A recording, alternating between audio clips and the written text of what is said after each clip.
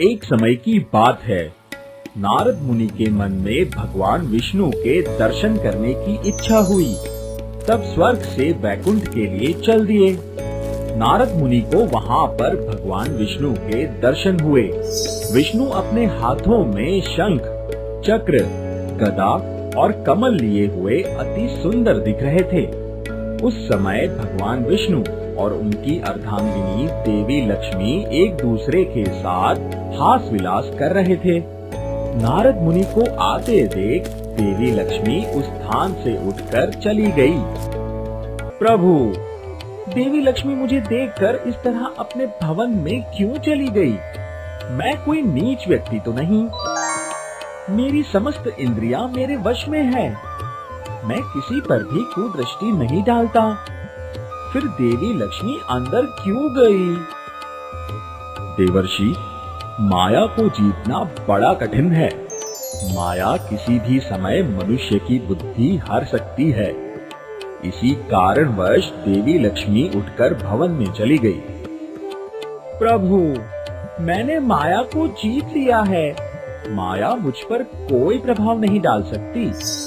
मैं सदा ही सदाचार का पालन करता हूँ। नारद, यह बात तुम किसी के सामने भी नहीं कहना, क्योंकि माया को जीतना कठिन है। माया सदा प्राणियों को भ्रम में डालती रहती है। काम, क्रोध, मद, मोह, मत्सर और लोभ इसके ही रूप हैं। प्रभु, मैं आपकी इस माया का स्वरूप देखना चाहता हूँ। यदि आप मुझ पर प्रसन्न हैं, तो कृपया मुझे अपनी इस माया का वास्तविक रूप दिखाइए, क्योंकि इसे देखने और जानने की उत्कंठा मेरे मन में उत्पन्न हो गई है। इसलिए आप उस माया को दिखाकर, समझाकर मेरे मन को शांत कीजिए। नारद, माया तो सर्वव्यापी है। वह समस्त जीवों में रहती है। यदि तुम उसे देखना चाहते हो, तो चलो मेरे गरुड़ पर सवार हो जाओ। मैं तुम्हें मेरी माया के दर्शन कराता हूँ। भगवान विष्णु स्वयं अपने गरुड़ पर बैठ गए और उनके पीछे नारद भी बैठ गए। भगवान विष्णु का आदेश पाते ही गरुड़ ने उड़ना आरंभ कर दिया।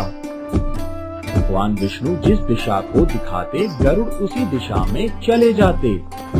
ऐसे अनेक वनों, नदियों, पर्वतों, नगर, छोटे छोटे गांव और जंगलों में घूम रहे प्राणियों को देखते हुए भगवान विष्णु नारद जी के साथ कन्याकुब्ज पहुँचे।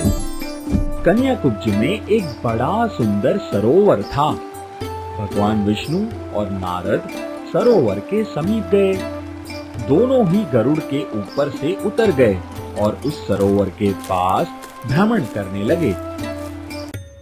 नारद, तुम अभी सरोवर में जाकर स्नान करो। भगवान विष्णु की बात सुनकर नारद जी अपनी वीणा भगवान विष्णु के पास रखकर सरोवर में गए और स्नान करने लगे।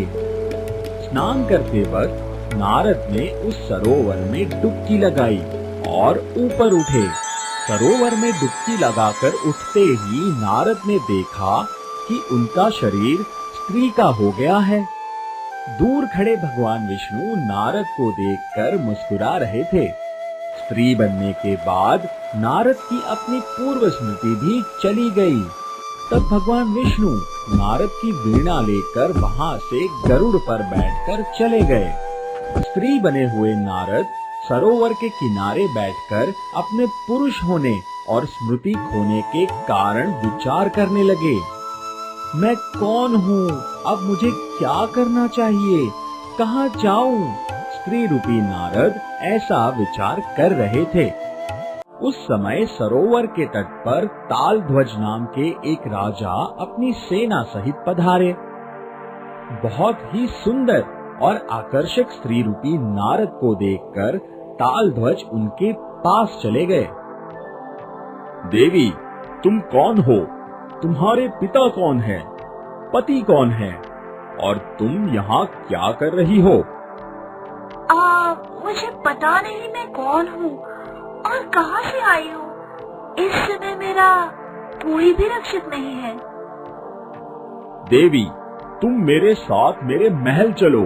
मैं तुम पर मोहित हो गया हूँ और तुम्हें अपनी पत्नी बनाना चाहता हूँ। तालध्वज की बातें सुनकर स्त्री रूपी नारद भी उसके महल जाने के लिए तैयार हो गए। तालध्वज स्त्री रूपी नारद को अपने महल ले गए और एक शुभ मुहूर्त देखकर उनसे विवाह किया। इसके बाद तालध्वज और स्त्री रूपी नारद दोनों ही अनेक स्थानों में भ्रमण करते रहे और एक दूसरे के साथ समय व्यतीत करते रहे।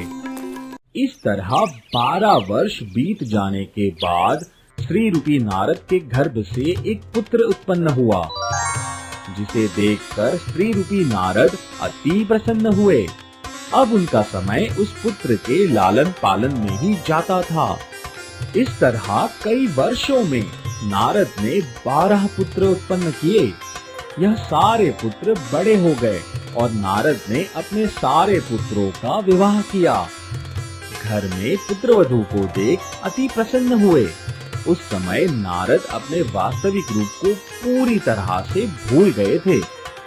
इस तरह माया के प्रभाव में पड़कर स्वयं को ही भूले हुए देव ऋषि नारद के कई पौत्र और पुत्रियां भी हुए। स्त्री रूपी नारद कभी तो अपने बड़े परिवार को देखकर बहुत खुश रहते और उनमें से कुछ को जब कोई पीड़ा होती तो स्वयं भी पीड़ा भोगते। एक समय की बात है, तालध्वज के राज्य के पड़ोस के राजा ने उनके राज्य पर आक्रमण कर दिया। तब स्त्री रूपी नारद के पुत्र और पौत्र भी युद्ध में गए। उस युद्ध में देव ऋषि नारद के सारे पुत्र और पौत्र मारे गए। तब नारद स्वयं ही युद्ध भूमि में जाकर अपने उन पुत्रों को खोने के कारण विलाप करने लगे। राजा तालध्वज भी उनके साथ थे और वे भी बड़े दुखी थे। इस तरह माया से ठगे गए स्त्री रूपी नारद उन पुत्र और पौत्रों की मृत्यु के कारण उस युद्ध भूमि में रो रहे थे। स्त्री रूपी नारद को युद्ध भूमि में यूं रोते हुए देख भगवान विष्णु एक ब्राह्मण के रूप में वहां आकर उन्हें समझाते हैं। देवी, तुम क्यों रोती हो? संसार में मृत्यु तो सभी की होती है, इसलिए शोक नहीं करना चाहिए। इस संसार में ना तो कोई किसी का पुत्र है, ना कोई किसी का पिता है और ना कोई किसी की माता है। ये सब रिश्ते नाते माया जनित है। अपने दुख को छोड़कर तुम उनकी अंतिम क्रिया करने का कार्य करो। ब्राह्मण रूपी विष्णु जी की बातें सुनकर स्त्री रूपी नारद और तालध्वज ने अपने उन मरे हुए पुत्रों का अंतिम संस्कार किया।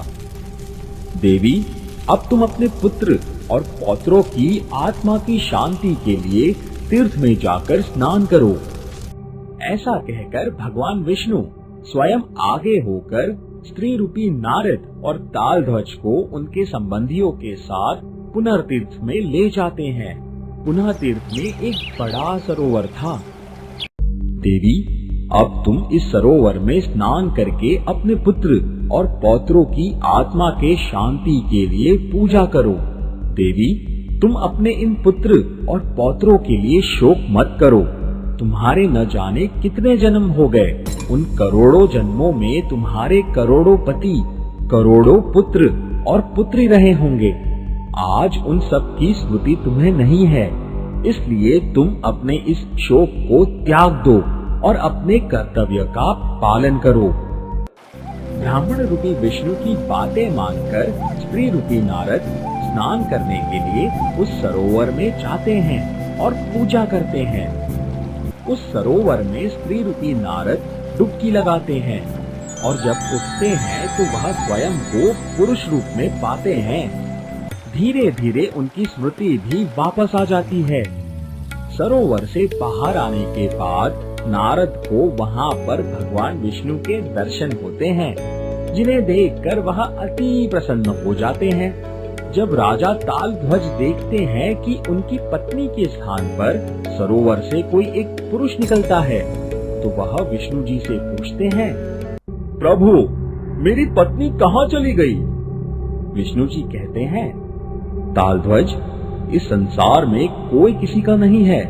जिस तरह वह स्त्री तुम्हें सरोवर के पास मिली थी, उसी तरह सरोवर के पास ही तुमसे बिछड़ गई।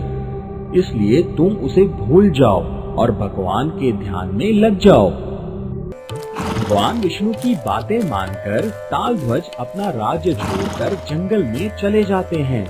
वही सरोवर से निकलकर नारद ने देखा कि बाहर पुरोहित, मंत्री आदि कुछ भी नहीं है। केवल विष्णु भगवान गरुड़ पर बैठे दिख रहे हैं। तुम तो बहुत जल्दी स्नान करके आ गए। जल्दी कैसे? 50 साल की पूरी जिंदगी बिताकर आया हूँ। ये कहकर नारद ने पूरी घटना बताई। मेरे लिए तो तुम क्षण भर में नहाकर आ गए, पर इसी दौरान तुमने 50 साल उस देश में उस राजा के साथ उस महिला के रूप में बिताए, जिस देश का, जिस राजा का और जिस महिला का कोई अस्तित्व ही नहीं था। और उस दौरान तुम कभी जान नहीं पाए कि तुम वास्तव में कौन हो। माया बस यही है। मेरे विचार से माया के स्वरूप की व्याख्या के लिए यह सर्वोत्तम कहानी है। तुमने देखा कि मेरी माया कितनी बलवान है। अब मुझे विश्वास है कि माया को देखने की जो तुम्हारे मन में इच्छा जागी थी, वह पूर्ण हो गई है। प्रभु, आपने मुझे माया के दर्शन कराए, इसलिए आपका बहुत धन्यवाद। तब भगवान विष्णु वैकुंठ चले गए और नारद जी ब्रह्मलोक में चले गए। इस तरह भगवान विष्णु ने नारद जी को माया के दर्शन कराने के लिए स्त्री बना दिया था। यह जगत मायापति की माया है। हम सब लोग उसी के अधीन हैं। काम, क्रोध, लोभ, मोह और अहंकार इस माया के अस्त्र हैं, जो हर इंसान को कभी न कभी अलग अलग तरीकों से घायल करते रहते हैं। इसलिए कोई कितना भी कहे कि मैं तो माया के पार चला गया हूँ, तो ये बात अत्यंत दुष्कर है। इसके रंग रूप अनेक हैं। भांति भांति के तौर तरीकों से इसे सबको मोहित करना खूब आता है।